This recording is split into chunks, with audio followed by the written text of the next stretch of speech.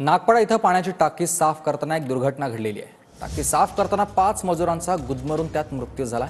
मुंबईच्या नागपाडा इथली ही घटना आपण बघतोय। अत्यंत दुर्दैवी अशी घटना आहे। टाकी साफ करण्याचं काम सुरू होतं आणि त्याच वेळेला 5 मजूर आत होते आणि त्या सगळ्या 5 मजुरांचा गुदमरून मृत्यू झाल्याची माहिती आता समोर आलेली आहे। ऋत्विक गणकवार माझे सहकारी आपल्यासोबत थेट जोडले गेलेत। ऋत्विक, काय अधिकची माहिती आहे?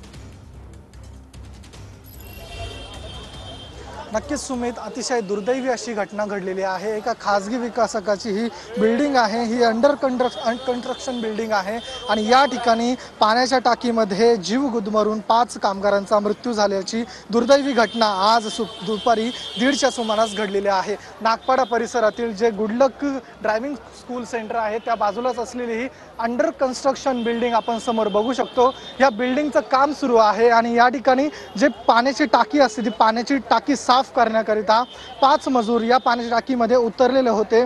त्यानंतरला अचानक त्यांना सफोकेशन व्हायला लागलं, त्यांचा जीव गुदमरायला लागला। त्यानंतरला त्यांना बेशुद्ध त्यातच पडले।